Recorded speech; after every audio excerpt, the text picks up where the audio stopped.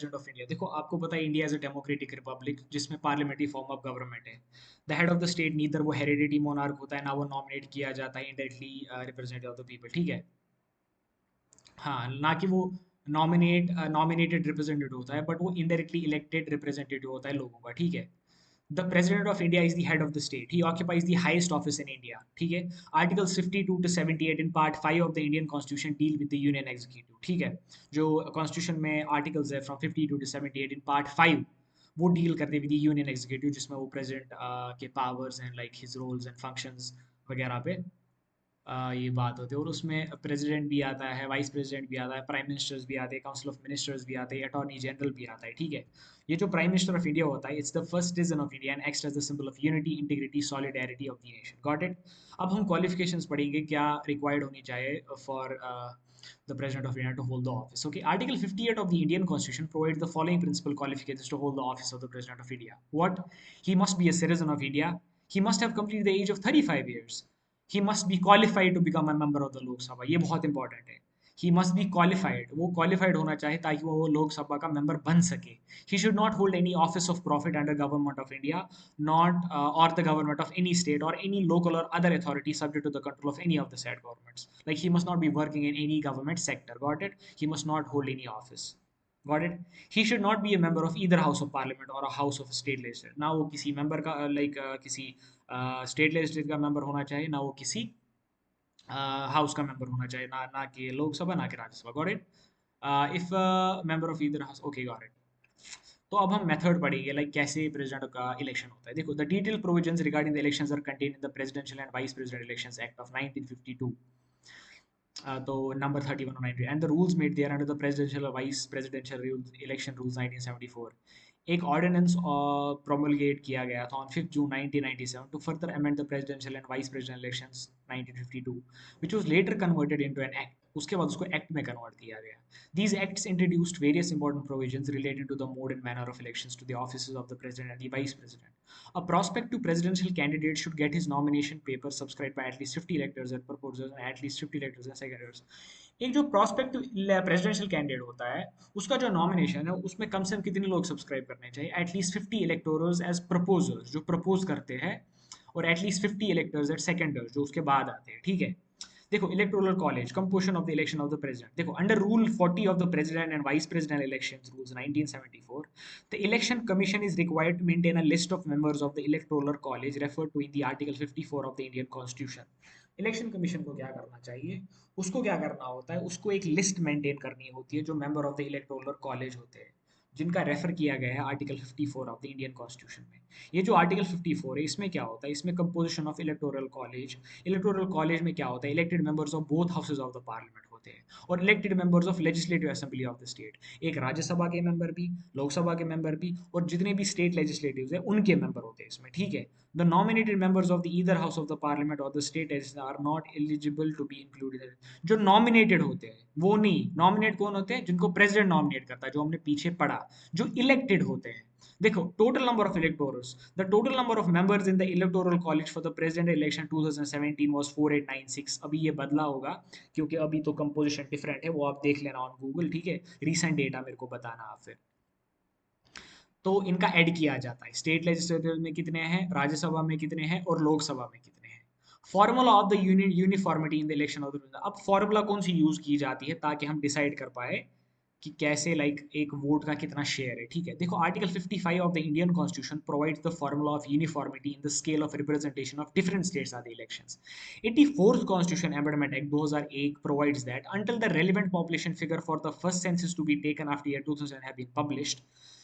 अच्छा, जो article 84th है कॉन्स्टिट्यूशन अमेंडमेंट ऑफ दो, वो क्या प्रोवाइड करता है, जब तक एक रेलिवेंट पॉपुलेशन फिगर हमें पहले census after the year 2026 publish नहीं होंगे, तब तक the population of state for the purpose of qualification for the president shell remain the mean. अच्छा, तो मीन पॉपुलेशन क्या रहेगा? जो 1971 का सेंसस है।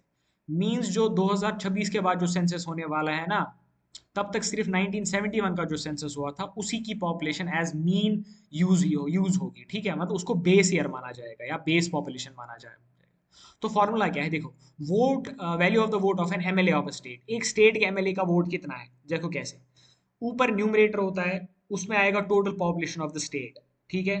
पॉपुलेशन ऑफ द स्टेट क्या है, डिवाइड बाय डिनोमिनेटर में क्या आएगा, total number of elected MLAs of the state, elected members, ठीक है।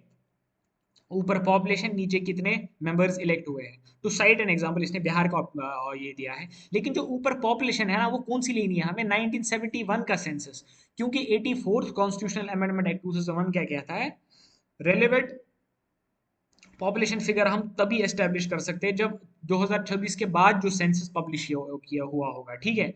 तब तक हमें 1971 का पॉपुलेशन लेना है। तो बिहार की एग्जांपल लेते हैं, बिहार का ऊपर पॉपुलेशन और नीचे कितने इलेक्टिव सीट्स होते हैं स्टेट असेंबली में, इंटू 1/100 इज इक्वल टू जितना आया उतना एक एमएलए के वोट की वैल्यू है, ठीक है।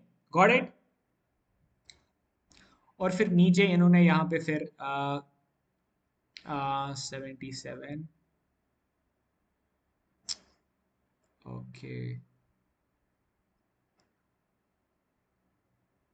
हाँ ठीक है ये। तो यहाँ पे लाइक मुझे लगता है like the page is missing, but हाँ लाइक यू कैन, लाइक यहाँ पे तो रिसेंट टिल डेट दिखा रहा है because it has not be revise. तो recently like president Draupadi Murmu is like the current president of India. तो ओथ कैसे लेते हैं, देखो article 60 of the Indian constitution states that every president and every person acting as president और discharge the function of the president shall before entering upon his office must take an oath और affirmation. उससे पहले president बनने से पहले उसको एक oath और एफर्मेशन लेनी होती है। तो oath of the president is by the chief justice of India and is absence the senior most जज। तो ओथ कौन लेता है, लाइक ओथ कौन एडमिनिस्टर करता है, किसके सामने ओथ लेता है president, chief justice of India के सामने। और अगर चीफ जस्टिस ऑफ इंडिया वहां पे नहीं होंगे तो जो सबसे सीनियर मोस्ट जज होगा सुप्रीम कोर्ट में, वही ओथ एडमिनिस्टर करता है, ठीक है। ओथ क्या होता है, देखो आई डैश जो भी नाम होगा उनका, do swear in the name of God और solemnly affirm that I will faithfully execute the office of president or discharge the function of the president of the republic of India and will to the best of my ability preserve, protect and defend the constitution and the law, and that I will devote myself to the service and well-being to the people of the republic of India. This is known as the oath of president, okay। System of proportional representation by means of single transferable vote. अब हम पढ़ेंगे single transferable vote क्या होता है। देखो in a presidential election each voter and elected MP और MLA cast only one vote, एक बार वो वोट देता है, ठीक है। The value of the vote on MP is uniformly same where is the value of vote of MP is different from the state to state. आपको पता है जो एमपी होता है ना, मेंबर ऑफ पार्लियामेंट, चाहे वो राज्यसभा का हो या लोकसभा का हो, उनके वोट का वैल्यू सेम होता है। लेकिन ऊपर हमने पढ़ा जो एमएलए स्टेट के होते हैं उनके वैल्यू वोट का वैल्यू डिफरेंट होता है, बिकॉज वो हमने फॉर्मूला से कैलकुलेट किया। तो each member of the presidential electoral college indicates it's preference. जितने भी लोग रन कर रहे होते हैं प्रेसिडेंट के लिए, तो हर कोई मेंबर प्रेफरेंस ले, लाइक ये करता है, लिखता है वोट पे। जैसे मेरा प्रेफरेंस सेकंड है, फोर्थ है, फिफ्थ है, ठीक है। His vote goes to the candidate to which he gives the first preference. तो प्रेफरेंस दी जाती है, लाइक जिसकी ये फर्स्ट प्रेफरेंस देता है लिखा होता है, तो उसी को इसका वोट जाता है, ठीक है। But in that case, if the candidate fails to win the required quota and no other candidate also gets the required quota, his vote is transferred to the candidate to whom he has given second preference. For instance, अगर मैंने first preference को vote दिया, लेकिन vote count करने के बाद उसकी majority नहीं आई, ना दूसरे की मेजोरिटी आई, फिर जो मेरा वोट होता है ना, वो ट्रांसफर किया जाता है दूसरे कैंडिडेट को जिसको मैंने सेकंड प्रेफरेंस दी है, ठीक है। तो ऐसे ही चलता रहता है, इवेंचुअली प्रेफरेंस दे के फिर एक वक्त आता है कि eventually winner is declared, okay. So it is known as single transferable vote, means you vote single time but it gets transfer, ठीक है। अब टेन्योर ऑफ प्रेसिडेंट पढ़ते हैं। देखो तो president of India is elected for a term of 5 year, 5 साल के लिए। His term commences from the date on which he enters upon office. कब से स्टार्ट होती है, जिस टाइम वो ऑफिस में आ जाते हैं, एंटर होते हैं, लाइक जिस टाइम वो ओथ लेते हैं eventually. In case if the election for the post of president cannot be held on fixed date, the president continues to hold the office till the election of new president gets complete. For instance, due to some reasons, अगर president की election एक time पे नहीं like time पे नहीं हो जाता है, तो जो पुराना प्रेसिडेंट है या एक्टिंग प्रेसिडेंट है, वो तब तक ऑफिस ऑक्यूपाई कर सकता है जब तक एक नए प्रेसिडेंट की इलेक्शंस नहीं हो जाते हैं। Method of removal of president. अब प्रेसिडेंट को कैसे रिमूव किया जाता है, देखो the president can also be remove from his office through the process of impeachment. Impeachment क्या होता है, जब कोई कॉन्स्टिट्यूशनल या कोई कॉन्स्टिट्यूशनल ड्यूटी वैलिडेट होती है या इनवैलिडेट होती है या वायलेट होती है, तो on the basis of impeachment उसको हम रिमूव कर सकते हैं। और जो वो इम्पीचमेंट प्रोसीडिंग्स है ना, ये कोई भी हाउस इनिशिएट कर सकता है, या लोकसभा या राज्यसभा, ठीक है। अब हम पढ़ेंगे प्रेसिडेंट सक्सेशन। अगर फॉर इंस्टेंस प्रेसिडेंट जो एक्टिंग प्रेसिडेंट होगा, वो if his position fell vacant due to his death और any cause before the expiry of his term of office, जो वाइस प्रेसिडेंट होता है वो फिर एक्टिंग प्रेसिडेंट बनता है। लेकिन वो प्रेसिडेंट नहीं बन सकता without the election. If the office of the vice president is also vacant at the time of occurrence of the vacancy in the office of president, अगर फॉर इंस्टेंस वाइस प्रेसिडेंट की भी कुर्सी खाली होती है, तो उस टाइम कौन बनता है? उस टाइम जो चीफ जस्टिस ऑफ इंडिया है, वो उसके एब्सेंस में लाइक वो ड्यूटीज फिर लाइक ये करता है.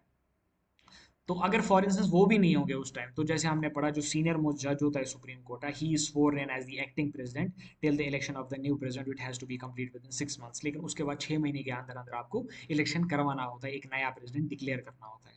It was practised in 1969 at the death of the president, जब डॉक्टर जाकिर हुसैन 1969 में उसकी लाइक डेथ हुई थी. फिर जो डॉक्टर मिस्टर वी पी गिरी थी, जो लाइक वाइस प्रेसिडेंट था इंडिया का, वो फिर एक्टिंग प्रेसिडेंट बने. But after his resignation the chief justice of India mister Hidayatullah took over the acting president till the election. Correct.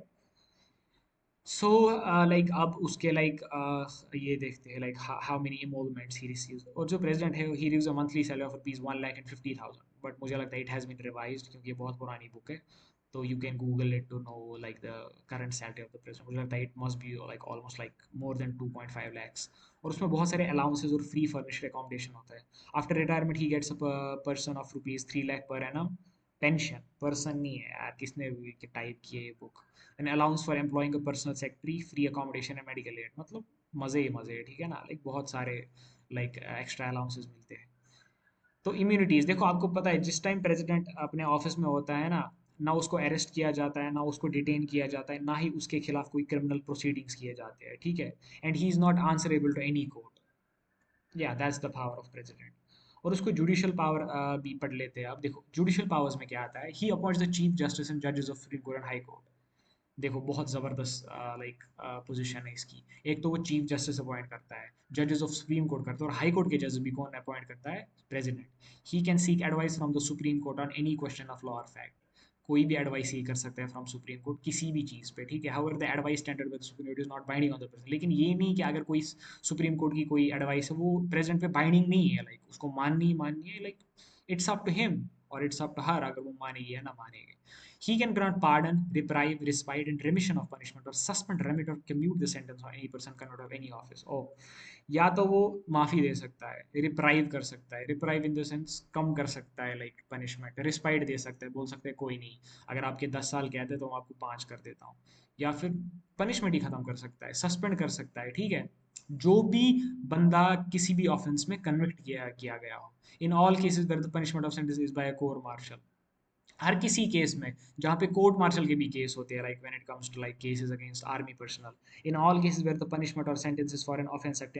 अगर यूनियन लॉ के खिलाफ भी आपका लाइक आपने ऑफेंस किया है, उस रिगार्डिंग में भी इसके सेम पावर्स हैं. In all cases where the sentence, जब डेथ सेंटेंस भी होता है वो भी ओवर रूल कर सकता है ओनली प्रेसिडेंट, ठीक है. और इसके पास डिप्लोमेटिक पावर्स होते हैं. जो भी इंटरनेशनल ट्रीटीज होती है, एग्रीमेंट्स होते हैं, उनको नेगोशिएट करना ऑन एंड कंक्लूड करना, ये प्रेसिडेंट का काम है. He represents India in international forums and affairs and sends and receives diplomats like ambassadors and high commissioners. बहुत ज़बरदस्त पावर है इसकी. इसके पास मिलिट्री पावर्स होते हैं. He is the supreme commander of the defence force of India. तब तक कोई जंग वगैरह नहीं हो सकती है, तब तक पीस ट्रीटी साइन नहीं हो सकती है, जब तक इसका असेंट नहीं होगा प्रेसिडेंट का. He appoints the chiefs of the army staff, the navy, the air force. He can also declare war और conclude peace up to the approval of the parliament. लेकिन हाँ, there he needs to like have an approval from parliament. Got it. और इसके emergency powers है, आपको मैंने पीछे जो जो हमने पढ़ा लाइक डिफरेंट इमरजेंसीज होती है, लाइक फाइनेंशियल इमरजेंसी होती है, नेशनल इमरजेंसी होती है, कॉन्स्टिट्यूशनल इमरजेंसी होती है. तो Part 18 of the Constitution of contains emergency provisions and gives to the President the following three emergency powers. क्या क्या? National emergency under 352, constitutional emergency in a state under 356, financial emergency under 360. तो national emergency आपको पता है, president of India declares national emergency under 352 if it is satisfied to a grave emergency exist where by security of India और any part of the territory. अगर उसको लगा है कि इंडिया या किसी भी टेरिटरी की पार्ट की सिक्योरिटी को थ्रेटन किया जाता है, वेदर बाय वॉर और एक्सटर्नल एग्रेशन और आर्म्ड रेबिलियन, तो उस टाइम नेशनल इमरजेंसी डिक्लेयर किया जाता है. किससे? प्रेसिडेंट से. Constitutional emergency in a state, for instance अगर गवर्नर की तरफ से कुछ रिपोर्ट आया प्रेसिडेंट को कि लाइक कुछ लाइक सिचुएशन सेटिस्फाइड नहीं है या कुछ प्रॉब्लम हो रही है, या तो उस टाइम क्या कर सकते हैं, प्रेसिडेंट प्रोक्लेम कर सकता है state emergency under 356 due to failure of constitutional machinery in the state. ठीक है. उस टाइम लाइक जो स्टेट गवर्नमेंट है वो सीज हो जाती है, और पावर किसके अंडर आता है, उस direct rule, state is indirectly rule under the president, okay. और जब फाइनेंशियल इमरजेंसी आती है, फॉर इंस्टेंस कभी फाइनेंशियल इंस्टेबिलिटी आता है या कुछ भी लाइक फाइनेंशियल प्रॉब्लम आती है, लाइक रिसेशन आता है या क्रैश होता है इकोनॉमी में, तो उस टाइम प्रोक्लेमेशन किया जाता है कि फाइनेंशियल इमरजेंसी को डिक्लेयर किया जाए अंडर आर्टिकल 360। और इसके डिस्क्रिमिनेशनरी पावर्स भी होते हैं।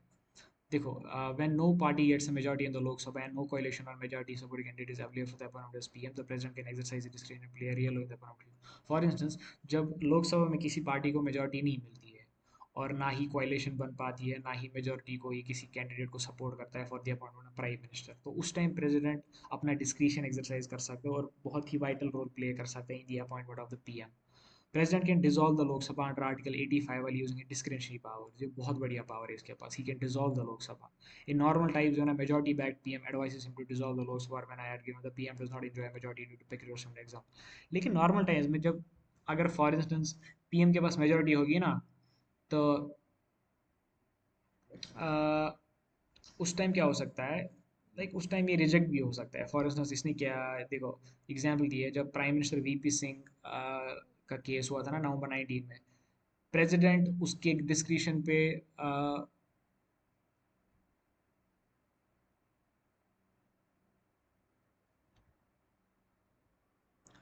बट जो डिस्क्रिशनरी पावर्स है ना, वो डिपेंड करते हैं कि like if the PM is backed by majority और नॉट। लेकिन नॉर्मल टाइम्स में जनरली पीएम को बैक अपनी मेजोरिटी करनी होती है, तो उस टाइम वो एडवाइस कर सकता है लाइक लोकसभा डिसॉल्व करो। लेकिन उस टाइम पीएम को मेजोरिटी, पीएम को जब मेजोरिटी नहीं होती है ना due to some particular reasons, तो उस टाइम प्रेसिडेंट अपना लाइक वो डिस्क्रिशनरी पावर को एक्सरसाइज कर सकता है। जैसे 1919 में हुआ था जब वीपी सिंह प्राइम मिनिस्टर थे, तो उसको फिर लाइक हटा दिया गया, तो उसके बाद किसको अपॉइंट किया गया, जनता दल लीडर मिस्टर चंद्रशेखर को, क्योंकि उसको आउटसाइड सपोर्ट था किससे, कांग्रेस से, ठीक है।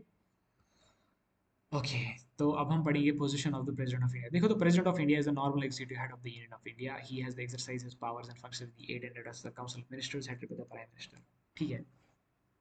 उसके पास पावर्स होते हैं, फंक्शंस होते हैं, लेकिन with the aid and advice of council of minister, जो है जिनको हेड करता है prime minister. In estimate the constitutional position of the Indian president, तो प्रोविजंस ऑफ आर्टिकल 53, 74 एंड 75 में बी रेफर्ड एज अंडर। क्या देखो, article 53 vests the executive power of the union in the president, but he is required to exercise his powers in accordance with the constitution. Article 53 waste करता है executive power of the union को, लेकिन उसको require करना चाहिए कि वो अपने एक्सरसाइज ऑफ द पावर्स करे इन अकॉर्डेंस विद द कॉन्स्टिट्यूशन। अपनी मनमानी नहीं चला सकता है, उसको जो भी करना है but with in the domains of the constitution, ठीक है। Article 74 of the constitution says that there shall be a council of ministers to aid and advise the president in the exercise of his functions, and he has to act in accordance with such advice। Article 74 में क्या होता है, देखो constitution बोलता है कि council of ministers add करेंगे और एडवाइस करेंगे प्रेसिडेंट को बहुत सारी फंक्शंस एक्सरसाइज करने में, but he has to act in accordance with such advice, ठीक है। और आर्टिकल 73 क्या बोलता है कि lays down that council of ministers shall be collectively responsible to the house of people. और जो काउंसिल ऑफ मिनिस्टर्स है, they shall be collectively responsible to the house of people, Lok Sabha. There is no provision in the constitution makes the president answerable to. लेकिन आपको पता है like president cannot be answerable to the legislature. It will be meaningless so that the ministers are answerable for the policy unless they are against the authority to finally say the real government for the cabinet and not the president. But eventually, like when you say the Lok Sabha has all the power, तो जो real directing force होता है वो cabinet होता है और president नहीं होता है, ठीक है। तो because prime minister is the is the head, like prime minister is the head of the government and president is the head of the state. Moreover, the 42nd Constitutional Amendment Act of 1976, enacted by the Indira Gandhi government, made the president bound by the advice of the Council of Ministers headed by PM।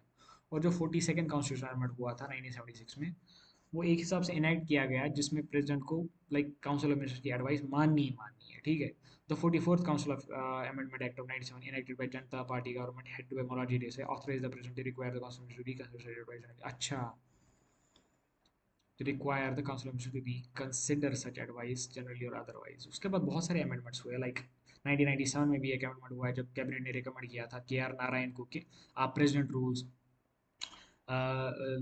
ये करो, 3050 under article 3 आप उत्तर प्रदेश में president rule declare करो। लेकिन president ने क्या किया, वो मैटर को रिकंसिडरेशन किया और उसको वापस भेज दिया। President decided not to move ahead in the matter. उसके बाद एमरजेंसी को नहीं डिक्लेयर किया गया, hence the BJP led government under Kalyan Singh was saved. तो सरकार को बचा दिया गया क्योंकि स्टेट एमरजेंसी डिक्लेयर नहीं की गई, ठीक है। Again in September 1998, the President K.R. Narayan returned the recommendation of the cabinet that sought the imposition of president rule in Bihar। उसके बाद 1998 में फिर से जो प्रेसिडेंट थे उसने रिटर्न की रिकमेंडेशन जो उसको आई थी कि आप बिहार में ये कीजिए। After couple of months the cabinet revise the same, फिर कैबिनेट ने रिवाइज किया। It was only then that the rule was imposed in Bihar, लेकिन उसके बाद ही फिर like after revision of the like हाँ उसके जो रिकमेंडेशन था उसके बाद ही फिर बिहार में प्रेसिडेंट रूल इम्पोज किया गया फरवरी 1990 में। The President of India plays an important and active role in the Indian political system by exercising his right to advise, right to encourage, right to want to get information, to ask for reconsideration of a decision by the cabinet, right to send message to the parliament, right to send controversial bills for reconsideration by the parliament, right to receive petition from the people. तो like बहुत सारे functions है, like अब like you can to like this time for like sessions होते हैं parliamentary, so उस time like आप देख सकते हो कि like president has too many powers, like but like you know like in a democracy where like only PM gets like, because you know like PM is the head of the government and president is the head of the state, तभी like लगता है कि हम यार PM के पास या president के पास उतने power नहीं है, but he has certain amount of powers, he can influence the policies and decisions of the government, ये तो जाहिर सी बात है। तो जैसे आपको पता है like president APJ Abdul Kalam, like he was a very motivational figure among youth. So उसने क्या किया था, इसने वो he used to establish links with the people via emails, तो which could be directly sent to the president. So he had set an example when he return the office of the profit of the union partner for the reconciliation. तो उसने वापस भेज दिया, क्या उसने एक example set की थी जब उसने office of the profit bill भेज दी थी वापस यूनियन पार्लियामेंट को रिकंसिडरेशन कर दी थी इन जून 2006। In short the president of India is not just a mere rubber stamp. Short में like he's not just a mere rubber stamp, he is the constitutional head of the state. He plays an important and active role in the working of the Indian parliamentary democracy. ठीक है, so we're done with the chapter 9 too, and points to Grimonder like it's just the crux and summary of like what have we read.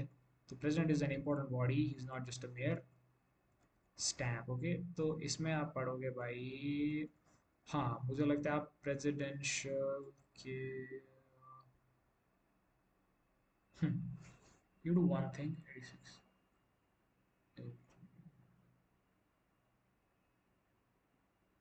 इसमें आप functions of the president लिखोगे, ठीक है? Question functions of the president, functions of the president, उसके बाद आप लिखोगे election of the president कैसे होता है, ठीक है? ये भी आप लिखो। और इसमें आप एग्जाम्पल में लिखना जम्मू एंड कश्मीर के एग्जाम्पल, ठीक है? बिहार की एग्जाम्पल नहीं सीधे कॉपी पेस्ट कर देना, ठीक है? बस वे डन विद दैट।